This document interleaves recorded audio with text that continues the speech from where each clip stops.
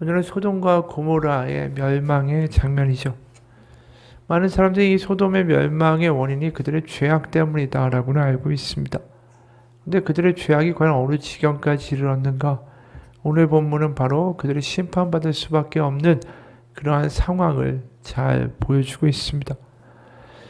먼저 이 아브라함과 같이 있던 두 명의 천사가 소돔으로 가게 되죠. 그리고 거기서 그 성문에 앉아있던 롯을 만나게 됩니다. 그리고 이 롯은 그 천사들을 맞아들여서 자기 집으로 초대를 하죠. 그냥 가지 않겠다라는 이들의 말에도 롯은 간구하고 부탁하고 그래서 이제 롯의 집에 가게 됩니다. 근데 이제 거기서 문제가 생기죠. 4절과 5절의 세 번역입니다. 그들이 잠자리에 들기 전에 소돔성 각 마을에서 젊은이 노인 할 것 없이 모든 남자가 몰려와서 그 집을 둘러쌌다. 그들은 롯에게 소리쳤다. 오늘 밤에 당신의 집에 온 그 남자들이 어디에 있소? 그들을 우리에게로 데리고 나오시오. 우리가 그 남자들과 상관 좀 해야겠소. 여기 상관한다라는 말은 이 성관계를 의미하는 것입니다. 그러니까 이 동성애의 문제를 떠나서 뭘 의미하냐면 이방인들이 들어오니까 이 소돔성 사람들이 그들을 환대하는 게 아니라 그들에게 어떤 성적 모욕을 줌으로써 그들을 철저히 유린해서 그들이 가지고 있는 어떤 인간적인 어떤 인간성과 정신을 말살하고 자신들의 종처럼 아무 힘도 없는 무력한 자로 반항할 수 없는 그러한 존재로 완전히 만들기 위해서 이 짓을 하겠다라는 거죠. 사실 고대 근동에서 나그네를 후히 대접하는 것은 굉장히 당연하고 중요한 풍습이었습니다. 왜냐하면 자신들도 다른 데 가면 나그네가 되기 때문이죠. 먹을 것 마실 것 없는 나그네가 돼서 다른 곳에 가서 자신들이 누군가의 도움을 받지 않으면 살아갈 수 없다는 것을 너무 잘 알고 있죠. 그렇기 때문에 우리에게 온 나그네를 잘 대접한다는 것은 나중에 나도 다른 곳에 갔을 때 그런 호의를 기대할 수 있을 거다라는 상호 호의 시스템을 유지하는 굉장히 중요한 근간이었습니다. 근데 소돔에는 전혀 그런 생각이 없죠. 우리에게 오는 이들 누구든지 굴림하고 내가 짓밟고 우리의 이익을 위하여 얼마든지 수탈할 수 있는 아무것도 아닌 존재가 나그네다. 이렇게 생각하고 있는 거죠. 이런 짓거리를 벌이고 있는 이 소돔 사람들에게 롯이 이렇게 말합니다. 세 번역으로 6에서 8절입니다. 롯은 그 남자들을 만나려고 바깥으로 나가서는 뒤로 문을 걸어 잠그고 그들을 타일렀다. 여보게들 제발 이러지 말게. 이건 악한 짓일세. 이것 보게 나에게 남자를 알지 못하는 두 딸이 있네. 그 아이들을 자네들에게 줄 터이니 그 아이들을 자네들 좋을 대로 하게. 그러나 이 남자들은 나의 집에 보호받으러 온 손님들이니까 그들에게는 아무 일도 저지르지 말게. 이 진행되고 있는 모습이 끔찍하죠. 그러니까 이 나그네들을 성적으로 유린하고 완전히 그 인간성을 말살하겠다라는 이 짐승 같은 존재들에게 자기 딸을 내주겠다라고 롯이 말하는 거예요. 이게 말리는 방법이라고 생각하는 거죠. 점점 이게 심각한 지경으로 전개가 되고 있습니다. 이렇게 말하는 아버지의 곁에서 이 말을 듣고 있는 딸들의 마음은 어떨까요? 아버지가 자신들의 미래와 안전을 지켜줄 존재라고 믿음이 갈까요? 아니죠. 이 사건을 통해서 한 가지 분명한 교훈을 그 딸도 얻게 되죠. 아버지는 믿는 존재가 아니라 내가 나를 지켜야 되겠다라는 생각을 하게 되지 않을까요? 실제로 나중에 이 딸들이 어떠한 일들을 저지르냐면 근친상간의 일을 벌입니다. 그게 같은 19장 30에서 33절이에요. 롯은 소알에 사는 것이 두려워서 두 딸을 데리고 소알을 떠나 산으로 들어가서 숨어서 살았다. 롯은 두 딸들과 함께 같은 굴에서 살았다. 하루는 큰 딸이 작은 딸에게 말하였다. 우리 아버지는 늙으셨고 아무리 보아도 이 땅에는 세상 풍속대로 우리가 결혼할 남자가 없다. 그러니 우리가 아버지께 술을 대접하여 취하시게 한 뒤에 아버지 자리에 들어가서 아버지에게 씨를 받도록 하죠. 그날 밤에 두 딸을 아버지에게 술을 대접하여 취하게 한 뒤에 큰딸이 아버지 자리에 들어가서 누웠다. 그러나 아버지는 큰딸이 와서 누웠다가 일어난 것을 전혀 알아차리지 못하였다. 이 딸들이 전혀 아버지가 자신들의 미래에 대해서 뭔가 생각이 있고 도와줄 생각이 있을 거라는 기대 자체를 하지 않죠. 그러니까 자신들의 미래를 개척해야겠다. 그래서 이 아버지하고 근친상간에서 태어난 자식들이 모압과 암몬의 조상이 된다. 37, 38절이에요. 큰딸을 아들을 낳아 이름을 모압이라 하였으니 오늘날 모압의 조상이요. 작은 딸도 아들을 낳아 이름을 베남미라 하였으니 오늘날 암몬 자손의 조상이었더라. 그러니까 소돔 패거리의 이 죄악도 끔찍한데 그들에게 대항하고 어떻게 보면 말하던 롯의 모습 역시 이 근사한 믿음의 반응은 아니었다라는 거죠. 이 롯이 자기의 딸을 내어주겠다. 이 말도 끔찍하지만 이 말을 듣고 이 패거리들이 잠잠해졌을까요? 애초에 롯이 기도하고 하나님께 매달리고 차라리 그렇게 했으면 훨씬 더 좋은 결과를 얻었을 텐데 이 말에 패거리들은 더 흥분합니다. 세 번역으로 9절이에요. 그러자 소돔의 남자들이 롯에게 비켜서라고 소리를 지르고 나서 이 사람이 자기도 나그네 살이를 하는 주제에 우리에게 재판관 행세를 하려고 하는구나.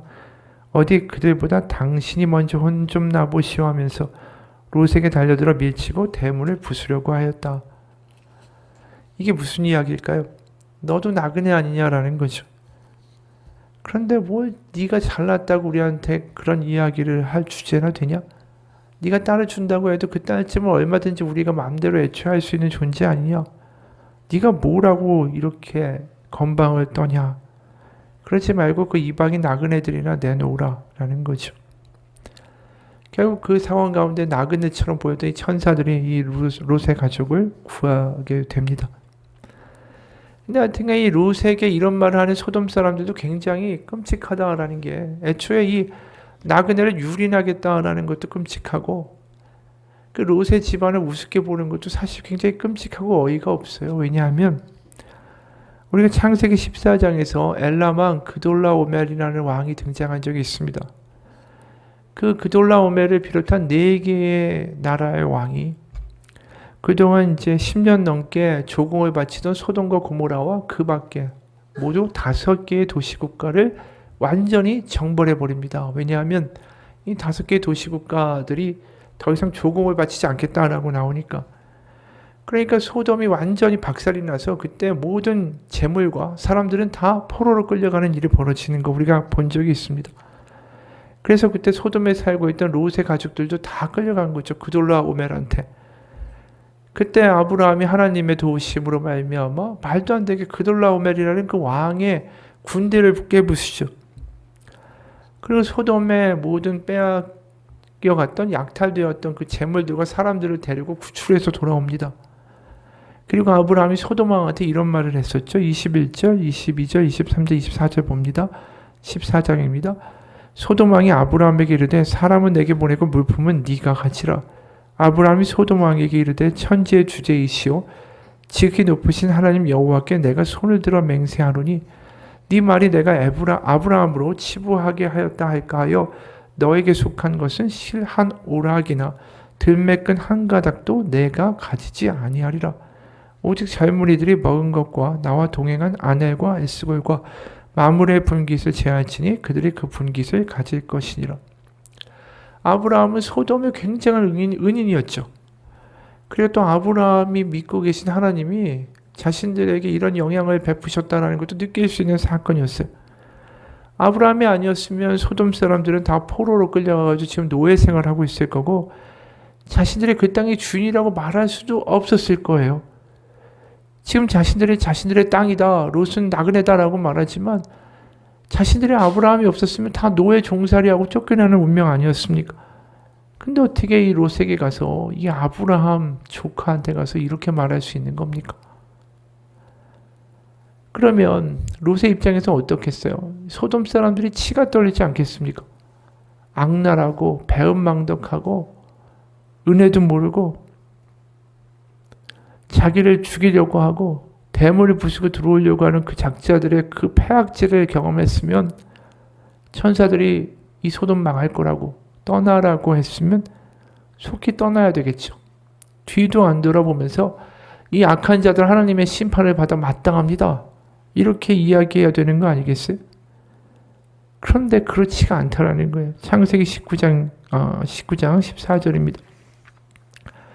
롯이 나가서 그 딸들과 결혼할 사위들에게 말하여 이르기를 여호와께 이성을 멸하실 터이니 너희는 일어나 이곳에서 떠나라 하되 그의 사위들은 농담으로 여겼더라. 15절에 동틀 때의 천사가 롯을 재촉하여 이르되 일어나 여기 있는 내 아내와 두 딸을 이끌어내라. 이 성의 죄악 중에 함께 멸망할까 하노라.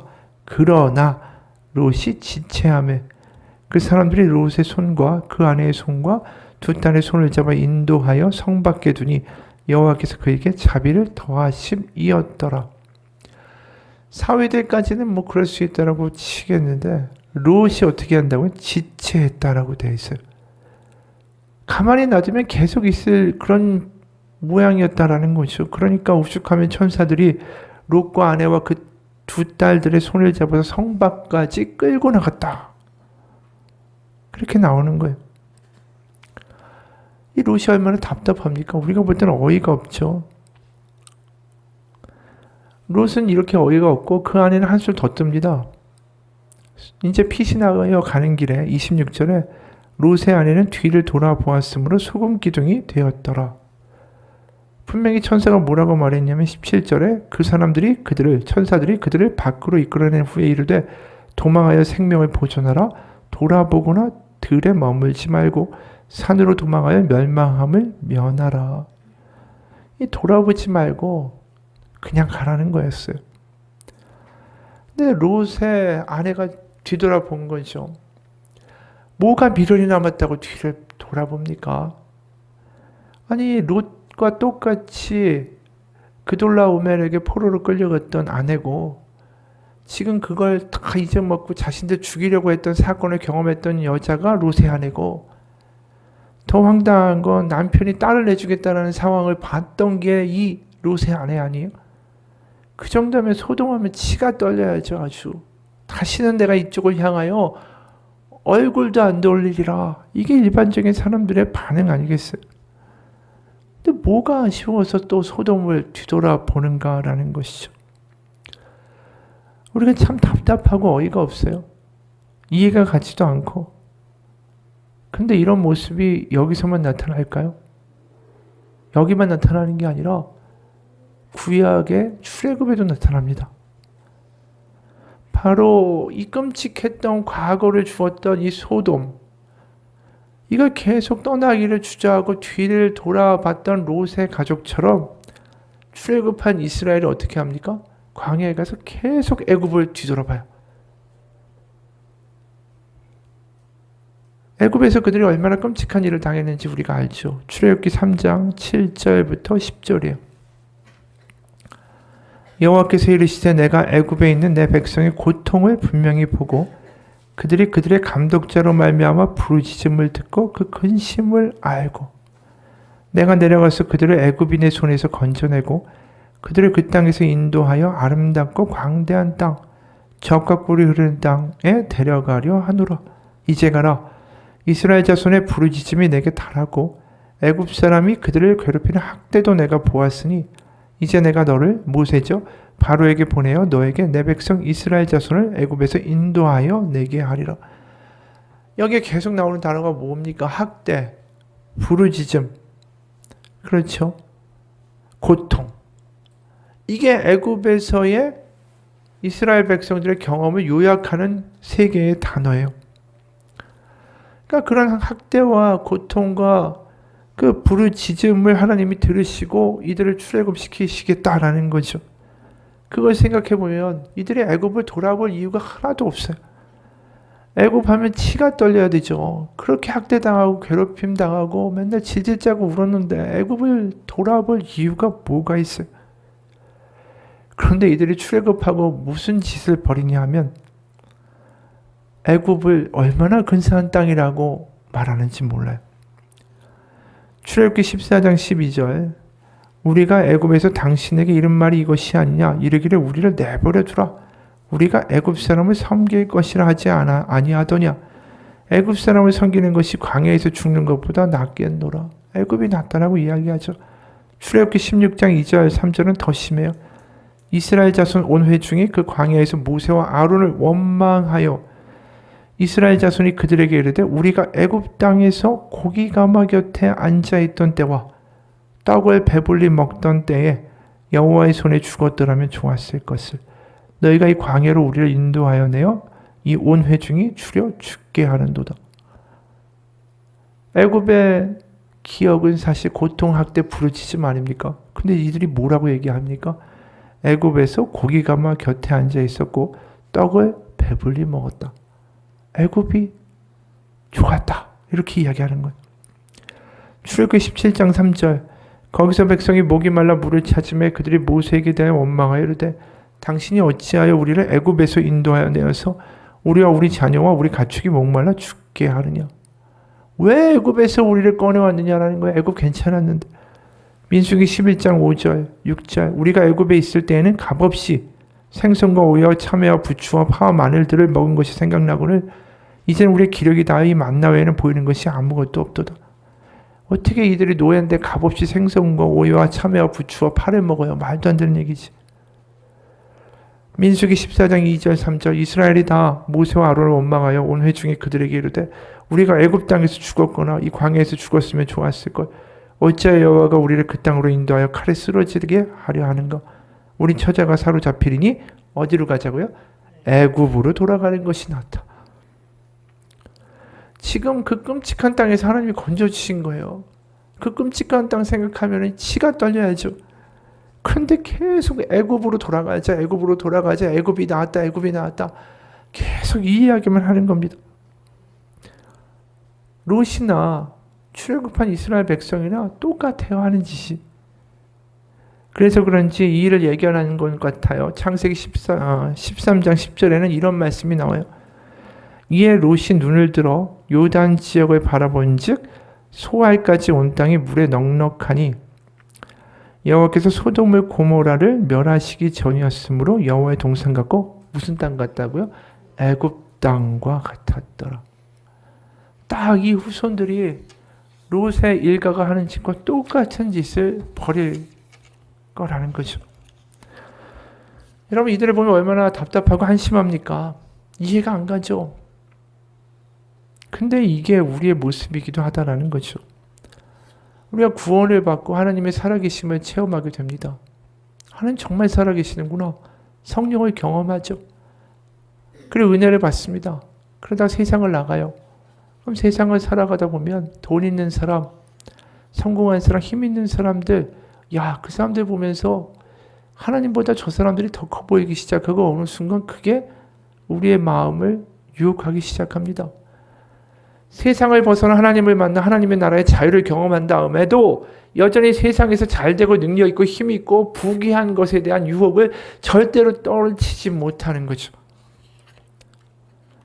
그러니까 지금 롯이 하는 짓이나 출애굽한 이스라엘이 하는 짓이나 우리가 하는 짓이나 다 똑같다라는 거예요. 지금 너희가 그렇게 힘들고 수고롭고 짐진 삶에서 내가 너희를 건져 주었다. 이제 하나님의 나라, 하나님의 백성, 하나님의 자녀로 살 수 있는 길을 내가 너에게 주었다. 그런데 우리는 뭐라고요? 세상이 좋은 거예요. 세상에서 잘 되고 잘 먹고 성공하고 부귀한 거, 그게 우리 가운데도 굉장히 좋은 걸로 보인다라는 거죠. 그래서 예수님이 이런 말씀하시는 거예요. 누가복음 17장 28절부터 33절까지의 말씀이에요. 또 롯의 때와 같으니 사람들이 먹고 마시고 사고 팔고 신고 집을 짓더니 롯이 소돔에서 나가던 날에 하늘로부터 불과 유황이 비오듯 하여 그들을 멸망시켰느니라. 인자가 나타나는 날에도 그러하리라. 그날에 만일 사람이 지붕 위에 있고 그의 세간이 그 집 안에 있으면 그것을 가지러 내려가지 말 것이요 밭에 있는 자도 그와 같이 뒤로 돌이키지 말 것이니라. 롯의 철을 기억하라. 무릇 자기 목숨을 보존하고자 하는 자는 잃을 것이요 잃는 자는 살리리라. 그러니까 하나님의 나라, 하나님의 살아계심, 또 이 소돔과 같은 세상에 대한 하나님의 심판, 이것이 지금 믿겨지지 않는 사람들, 그 롯의 처와 같은 사람들, 그런 사람들 결국은 이 세상의 심판에 대하여 같이 심판받게 될 것이다 라는 이야기를 하시는 거죠. 우리가 거듭난다라는 게 뭡니까? 다시 태어난다라는 게 우리의 소속이 옮겨지는 것입니다. 더 이상 세상에 속한 사람들이 아니라 이 땅에 임하신 하나님의 나라에 속한 사람들로 살아가는 거죠. 그래서 빌립보서 3장에 보면 뭐라고 이야기합니까? 19절 20절 보면 그들의 마침은 멸망이요 그들의 신은 배요 그의 영광은 그들의 부끄러움에 있고 땅의 일을 생각하는 자라. 그러나 우리의 시민권은 하늘에 있는지라. 거기로부터 구원하는 자 곧 주 예수 그리스도를 기다리노니 그런 만물을 자기에게 복종하게 하실 수 있는 자의 역사로 우리의 낮은 몸을 자기 영광의 몸의 형체와 같이 변하게 하시리라. 분명히 계속 그 이야기를 하는 거예요. 분명히 하나님의 은혜를 맛보고 하나님의 나라가 있고 하나님 살아계시는 거 아는데 왜 자꾸만 뒤를 되돌아보는가? 그게 예수님의 이야기고 이스라엘을 향한 하나님의 이야기고 롯에 대한 이야기라는 거죠. 어느 분에 그래요? 주님은 지금 우리가 사는 현재가 전부가 아니다라는 걸 알기 원하신다. 하나님은 시작한 일을 지금도 하고 계시다. 하나님은 죄와 사탄이 최종적으로 영원히 패배하기 전까지 그분의 일을 계속하실 것이다. 그 사실을 우리가 아는 게 중요한 것은 우리가 영원을 바라보며 오늘을 살아가기 위해서다. 우리가 영원이 있다는 게 믿어지기 시작하는 순간에 현재 시간을 목적지라고 생각하는 데서 벗어나 이것은 과정이다라는 것을 느끼게 된다. 현재를 목적지로 살아가는 삶은 이 현재의 삶에 모든 소망과 꿈과 기대를 둔다라는 것이다. 현재의 쾌락과 성공과 안위와 그 잘되는 것에 모든 시간과 노력을 쏟아붓는다는 뜻이다. 자신의 행복 외에 더 큰 무언가를 추구하지 않고 그저 현재의 삶 속에서 좋은 것을 얻고 소유하고 또 좋은 걸 경험하기 위해서 산다라는 것이다. 지금의 세상이 전부라면 이 순간에 현재의 행복과 쾌락을 위해서 사는 것이 지극히 당연하다. 사실 안타깝게도 많은 그리스도인들이 사실상 영원을 믿지 않은 영원 불신자로 살고 있다. 영혼을 믿는 것, 믿지 않는 것, 그것은 굉장히 중요하다. 내가 원하는 것, 두려워하는 상황, 무엇에서 행복을 얻는지, 뭐가 기쁜지, 뭐를 추구하는지, 또 뭐 때문에 실망하는지를 보면 내가 정말로 영혼을 믿고 있는지 아닌지를 알게 된다. 수많은 그리스도인들이 내세의 존재, 영혼을 부정한 지 오래된 세속 문화가 제시하는 좋은 삶을 별다른 거부감 없이 받아들이고 있다. 진정한 만족이라는 것, 하나님 말씀하신 영원이라는 것, 거기에는 귀를 기울이지 않은 채 세상의 소리에 귀를 쫑긋한다.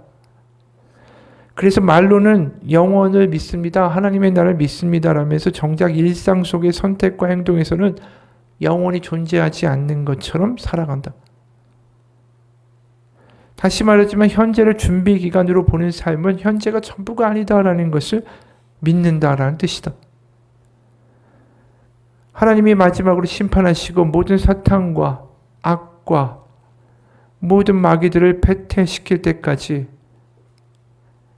결국 시간은 있지만 그것이 결국은 끝나고 우리는 그분의 영원한 나라로 들어가게 하실 것이다. 그렇다면 현재의 순간은 최대한 많이 소유하고 뭔가를 즐기기 위한 시간이 아니라 하나님의 은혜와 역사를 통해 다가올 세상을 준비하는 시간이 되는 것이다. 여러분, 이게 낯설게 느껴지십니까? 우리는 우리가 어디에 속한 사람인지를 잊어먹고 삽니다. 너무나도 세상을 바라보고 너무나도 우리의 눈길이 세상에만 가 있기 때문이죠. 정작 하나님의 나라에는 별다른 관심이 없습니다. 그 이유는 왜 그럴까요? 아까 영원이라고 이야기했지만 그 말을 뒤집어하면 우리가 나에게 죽음은 먼 것이라고 생각하기 때문이에요. 우리는 사실 죽음에 대해서 생각하기를 싫어합니다. 공포스러우니까요. 차라리 죽음과 종말을 생각하는 대신에 눈앞에 있는 기쁨과 눈앞에 보이는 것, 나를 지금 바로 즐겁게 해주는 것에 오히려 더 우리의 마음과 생각을 다 주어버리는 거죠. 머리 아프게 무슨 종말을 생각하고 죽음을 생각해. 지금 눈앞에 있는 거 그냥 즐기면서 살면 되는 거지.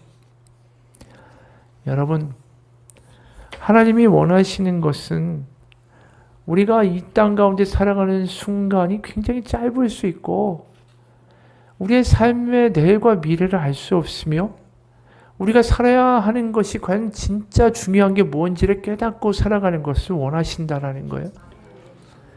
우리 가운데 하나님의 살아계심을 맛보게 하심은 우리의 시각이 하나님을 향하여 이제 그쪽만 바라보고 살라고 하시는 거지. 자꾸만 하나님을 맛본 다음에 그 능력으로 세상의 것을 이루어 달라고 뒤돌아보면서 말하는 우리를 원하시는 게 아니라는 거죠.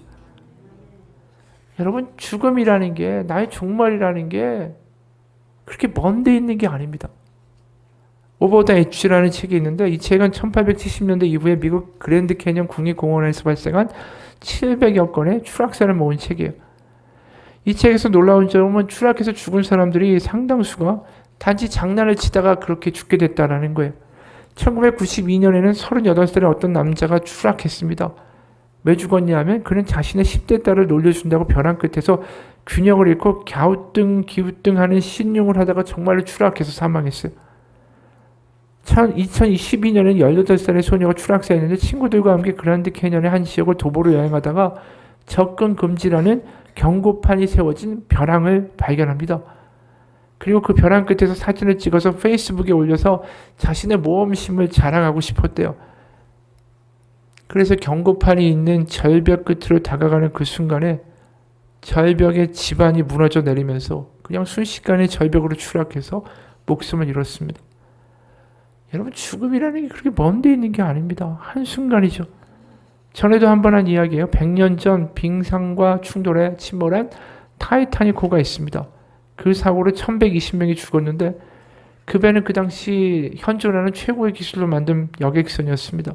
그래서 이름도 그리스 신화에서 하늘의 여신이다 라는 뜻으로 하늘의 신인 우라노스와 지구의 여신이라는 가이아사에서 태어난 괴력의 신 타이타닉의 이름을 따서 지은 거예요. 그래서 이 강철로 만든 배가 절대로 가라앉지 않는 배라고 사람들 떠벌렸죠. 믿었습니다. 나중에 순식간에 가라앉지 않았습니까? 수천 미터의 깊은 바다 얼음장 같은 물, 그 바다로부터 자신들의 생명을 보존했던 그 배의 강판의 두께가 고작 10cm였습니다. 삶과 죽음의 차이가 10cm였다라는 거예요. 그들은 전혀 몰랐지만 죽음은 바로 10cm 옆에 있었던 거예요. 우리의 삶도 마찬가지죠. 그런데도 우리는 영혼에 대해서 생각하는 것에 대해서 게으릅니다. 영혼에 대해서 생각하고 죽음에 대해서 생각하는 것을 싫어해요. 내가 늙는 거 싫어요. 어떻게든 더 젊게 살고 싶어요. 거기에 관심을 갖지 오히려 죽음 이후에 영혼에 대해서는 관심을 갖지 않는다라는 거죠. 그래서 미국에 있을 때 이민교회에 가만히 앉아있으면 모든 테이블에 나이 든 분들이 굉장히 많이 앉아있죠. 그럼 하는 이야기가 뭔지 아세요? 다 건강 얘기고 뭘 먹어야 건강해질까 그 이야기뿐이에요.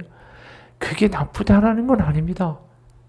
하지만 늙어가면 늙어갈수록 더 하는 소망에 대한 이야기를 할 수 있는 우리가 돼야 되지 않겠습니까? 자꾸만 옛날에 젊었는데 어떻게든 시간을 멈추고 싶다라는 것에 현재에 집착하는 게 아니라 내가 이것을 넘어서서 우리 가운데 오신 하나님의 나라와 영생에 대한 것들을 이야기하고 나누고 기도하고 감격할 수 있는 믿음이 돼야 되지 않느냐라는 거죠. 그런데 자꾸만 현재만 바라보고 뒤만 바라보면서 거듭났다고 하는 사람들이 건강식품 뭐 사면 좋으냐라는 이야기만 계속 주구장창하고 있는 걸 보면서 너무 안타까운 거예요. 그 이민교회 수많은 테이블에 앉아있는 나이든 성도들이 그러면서 늙어가면서 10년이 지나면 한두 명씩 사라지기 시작하는 거죠. 여러분, 우리가 정말로 믿음이 있다면 우리 가운데 하나님의 영생과 하나님의 나라에 대한 믿음을 우리가 소유하고 살아가길 원합니다. 팀 켈러 목사님이 인터뷰를 했어요. 이분이 돌아가셨어요. 얼마 전에 췌장암으로. 이분을 가지고 책을 이제 인터뷰에서 쓰는 작가가 이제 대화를 하는데 느낀 거예요. 정말 이분이 이런 투병 중에도 끊임없이 하나님의 은혜를 더 체험하려고 애쓴다라는 걸 느낀 거예요. 그러면서 그분이 팀 켈러가 뭐라고 했냐면 이 목사님이 나는 암과 싸우는 게 아니라 내 죄와 싸우고 있습니다. 그러니까 하나님 앞에 갈 때에 내가 부활해서 하나님 앞에 서야 할 때에 하나님 앞에 정말 순결한 영혼으로 서고 싶습니다. 그게 내가 지금 병에 대한 이 투병에서 낫기 원하는 것보다 더 큰 나의 소원이라고 말하는 거예요. 왜요? 영생이 너무나도 와닿으니까. 죽음 이후의 삶이 너무나도 그분에게는 현실이니까. 그러면서 이분이 이런 말을 해요. 제가 아내와 이런저런 말을 했는데 정말 사람들은 이 세상을 천국으로 만들려고 하네요. 그 모든 결과로 우리는 늘 불행했습니다. 어떻게든 더 가져서 천국 같은 가정, 행복한 가정, 돈 많은 가정, 부유한 가정, 그런 생각을 하다 보니까 늘 뭔가를 계획하고 내일 뭘 할까, 어떻게 해야 될까를 생각하느냐 하루도 즐거운 적이 없었습니다. 늘 할 일이 산더미 같은데 늘 그걸 뒤처져 있었으니까요. 하지만 깨닫는 건 우리가 지상천국을 만들 수는 없습니다. 설사 만들었다 해도 그것은 사라지기 마련입니다. 하지만 실제로 천국을 나의 천국이라고 믿고 산다면 이 땅의 기쁨도 이전보다 훨씬 더 짜릿해집니다. 참 신기하죠? 이전 어느 때보다도 하루가 즐거워지는 것입니다. 왜 그럴까요? 우리가 하루하루 가는 것이 결국 나중에 하나님의 영원의 나라, 하나님의 천국에 가는 더 가까워지는 하루가 되었기 때문이다라는 거죠. 여러분, 우리가 그러기 때문에 장례식에 가보면 알죠. 사실 장례식에 가보면 거기보다 더 부활과 영생 이야기를 많이 하는 데가 없어요. 교회에서 1년 내내 설교를 들어도 부활과 우리의 천국에 대한 이야기를 들을 때는 부활절 정도였고, 그리고 나머지는 별로 이야기를 하지 않죠. 하지만 장례식에만 가면 얼마나 그 이야기를 많이 하는지. 여러분, 우리가 죽음을 도망 다니다가 그 죽음에 대해서 정면으로 직면하게 되는 때가 언제입니까? 교회 왔을 때? 아니에요. 장례식장이에요. 그리고 또 장례식에서는 그래, 인생이 허무하지, 우리도 죽는 거지, 저분이 먼저 가고 다음엔 누군가 또 가겠지. 그리고 또 그 나와서는 새카맣게 까먹어요. 그러고 나와가지고는 아웅다웅 싸우고, 내가 더 많이 갖겠다고 싸우고, 멱살 잡고, 내가 더 손해봤다고 화내고 삽니다. 여러분, 우리가 오늘을 제대로 살 수 있는 길은 뭔지 아십니까?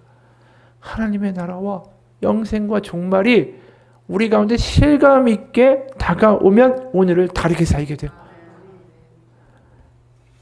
왜 그럴까요? 이 땅에 있는 게 전부가 아니다라는 게 믿어지기 때문이에요. 여러분, 하나님 우리 가운데 하나님의 나라와 영생을 약속하셨습니다. 그것을 바라보고 그것을 소유하고 걸어가기 소원합니다.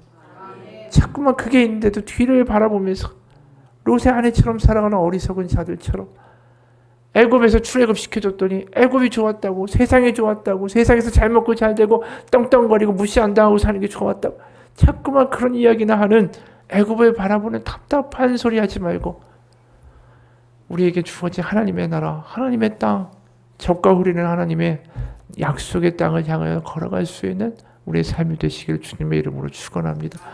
같이 기도하겠습니다.